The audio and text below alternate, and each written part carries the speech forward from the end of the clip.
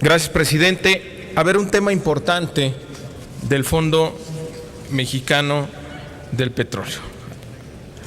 Tenemos que trabajar bajo el escenario de que las empresas petroleras van a hacer todo lo posible por quedarse con una mayor renta petrolera.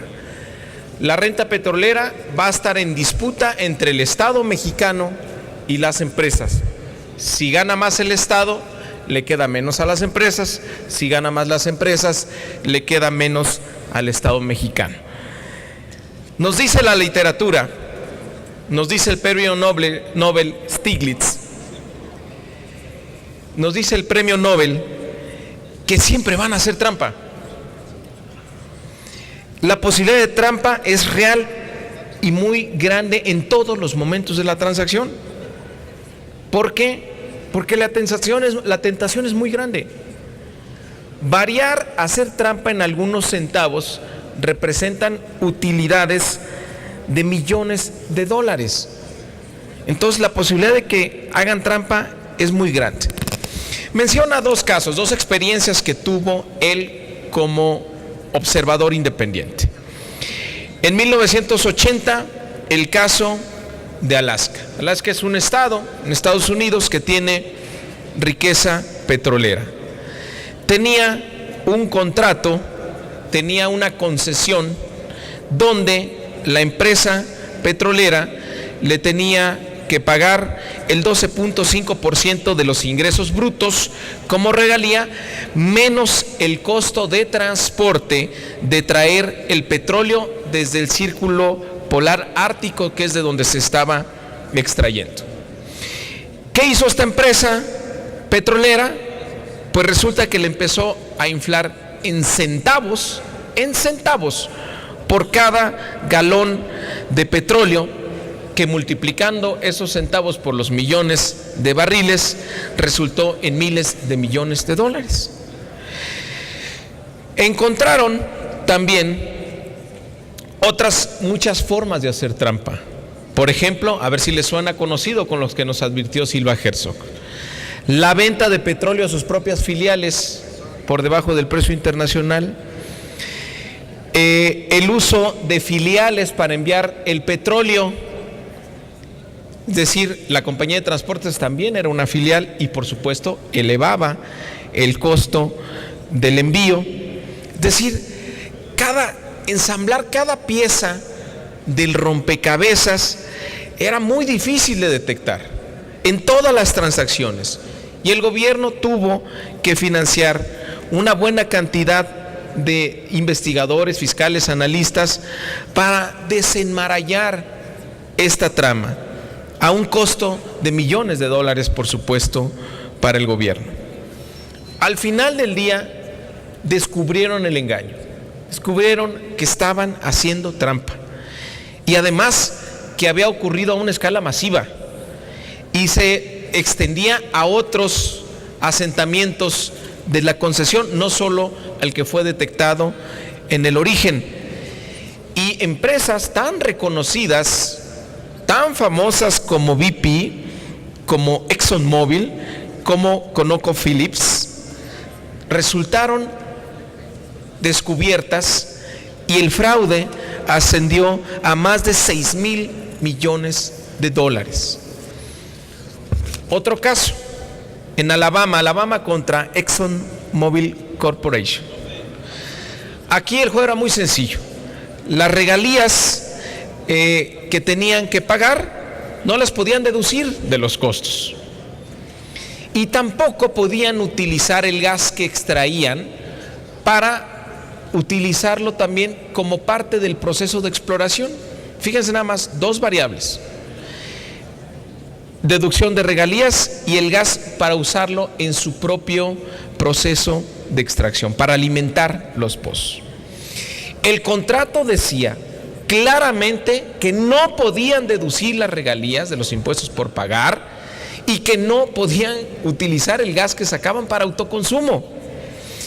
Durante el juicio encontraron documentos internos de la Exxon donde se pusieron a analizar y dijeron: a ver, ¿Cuál es la posibilidad de que nos cachen? Pues son mínimas. Y si nos cachan, ¿cuánto es la multa? Pues es una lana.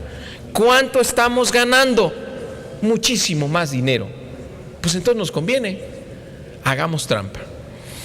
Se fueron a juicio y el gobierno de Alabama logró que se le pusiera una multa a Exxon por casi 12,000 millones de dólares y recuperó más de 63 millones de dólares en multas no pagadas. ¿Por qué vienen a cuento estas historias? Por una sencilla razón. Hay un cambio fundamental y grave en la naturaleza del Fondo Mexicano del Petróleo. En teoría iba a ser un fideicomiso administrado por el Banco de México, prácticamente virtual, sin mucho personal, dedicado a recibir dinero, a hacer algunos pagos, mandar dinero al presupuesto. Pero al cambiar la naturaleza del fondo, a darle la facultad de administrar y supervisar los contratos, vean en el lío que lo estamos metiendo. ¿Cuánta gente y especialistas va a tener que contratar el fondo? ¿Y está preparado para ello? No. Vamos a crear una infraestructura en el fondo que se supone que iba a dedicarse exclusivamente a administrar el dinero. Me parece un gran despropósito que estemos haciendo esto con el fondo. ¿Qué es lo que se puede hacer siempre en estos casos? Lo recomiendan, siempre lo dijimos a lo largo de todo el debate que empezó en diciembre. Fortalecer instituciones antes de privatizar, obligar a las empresas a tener altos estándares de desempeño y evaluar cuidadosamente los contratos. Son las recomendaciones internacionales. Me dio mucho gusto que a muchos senadores les haya gustado los pasajes que leí de Silva Herzog, de su libro 9 estudios mexicanos.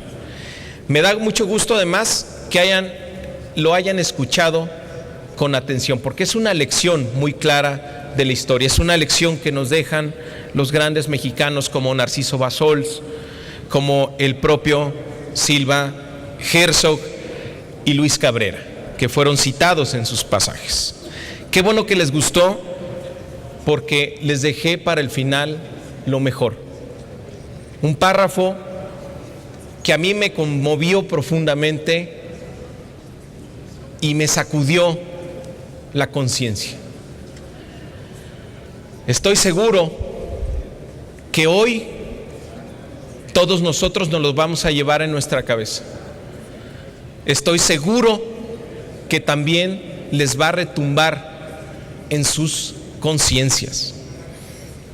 Después de describir la epopeya petrolera, como la llamó Silva Herzog, después de describir la lucha que dio nuestro país, un país mediano, con escasos recursos, apenas naciente en la comunidad internacional, contra estas dos grandes empresas, la Standard Oil Company y la Royal Dutch Shell, después de haberles ganado la batalla, un país pequeño como el nuestro, a esos gigantes internacionales, monstruos económicos, inmensamente ricos, inmensamente poderosos, plenos de ambición de dominio, nos hace una advertencia clarividente. Nos dice Silva Herzog: pero no hay que hacerse ilusiones ni pecar de optimismo. No hay que vivir alegres y confiados, porque esas dos grandes unidades económicas, la Standard Oil Company de New Jersey y la Royal Dutch Shell, están en pie. Están en pie de lucha y no se han resignado a la derrota, y aprovecharán la primera coyuntura para la revancha. Y de todo esto se desprende que nosotros debemos estar gritando constantemente al pueblo mexicano: centinela, alerta. Si en Irak se necesitó la intervención del ejército americano para la revancha, para la venganza de las petroleras, de la nacionalización que la empresa iraquí había hecho en los 70s, de esas concesiones de esas empresas. En el caso mexicano, están a punto de cobrar su revancha que nos advirtió Silva Herzog tomarían a la primera oportunidad, gracias a un ejército de legisladores que tras la máscara de la modernización ocultan un negligente e indolente rostro apátrida. Muchísimas gracias. Gracias, senador.